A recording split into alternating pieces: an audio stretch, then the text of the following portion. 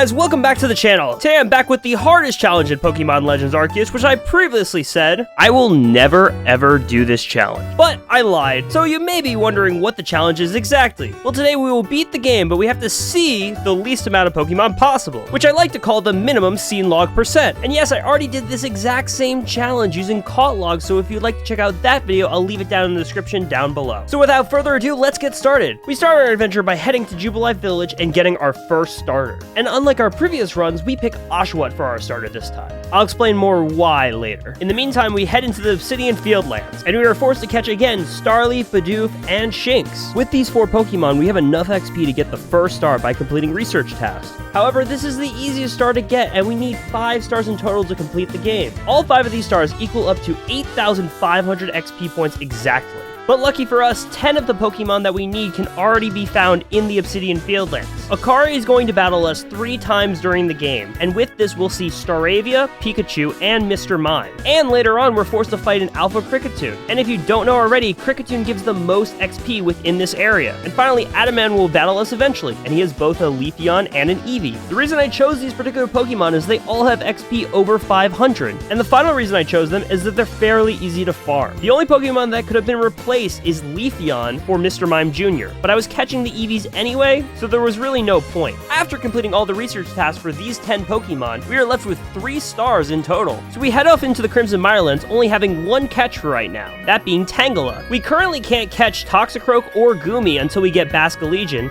and Skuntank is really hard to farm in this location. Moving on into the Cobalt Coastlands, we actually have 1 required catch, being Dusclops. Dusclops is also the hardest Pokemon to farm in this entire playthrough, so we leave him until later. After heading back into the Crimson Mirelands, we catch Toxicroak, Skuntank, Goomy, and Petalil? That one was an accident. I didn't mean to catch him whatsoever, but I did it like 3 times. I would also like to mention why this challenge is so difficult. Because we have to avoid every shaking tree, every shaking rock, every Pokemon that's not on our list, and if we interact with any of them, we have to reset to the last save points. And so funny enough, the best farming location is actually the first area of the Obsidian Fieldlands, because I discovered none of the trees or rocks shake in that location. So moving on, after we finish grinding 14 out of the 15 Pokemon that we've already caught, we are able to finally make it to the Coronet Highlands. In this location, we have 2 required catches, being Gible and Rhydon, and this is the only reason why I picked Oshawott in the very beginning. Rhydon has a research task where you have to defeat them with a Water-type move,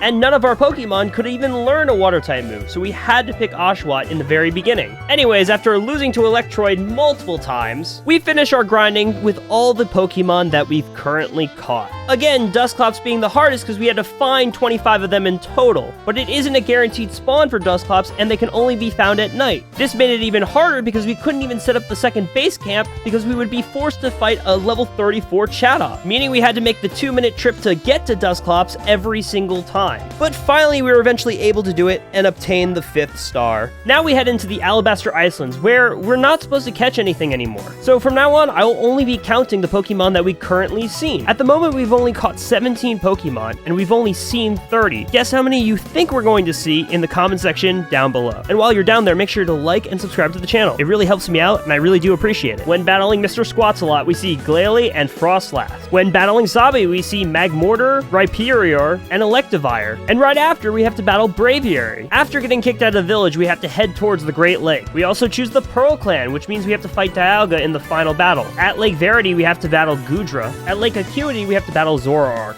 And finally, at Lake Valor, we have to battle Overquill. Also, funny enough, we're supposed to throw bombs at Azel, which actually counts towards the scene log. After crafting the red chain, we go to the Coronet Highlands to battle Benny. He has a Miss Magius, a Sneasler, Gardevoir, and Gallade. We then have to fight Captain Kamado, who luckily only has 3 new Pokemon, being Snorlax, Clefable, and Golem. We are again forced to catch Palkia for the story, and then Dialga gets angry so we run away. Our final battle against Charm is actually really funny because we've already seen both her Pokemon. After crafting a funky looking red ball, we go back to the Coronet Highlands to battle Digivolve Dialga. And after defeating him, that's actually it for the run. And so the total number of Pokemon that my character thinks exist in this world is 49. And with only 19 Pokemon caught in total, I would say this run is a complete success. This run took me over 100 hours to finish and edit, but was also a completely fun and original challenge. Hopefully in the next Legend game we can do this again, but for right now, I hope you all have a questionable day.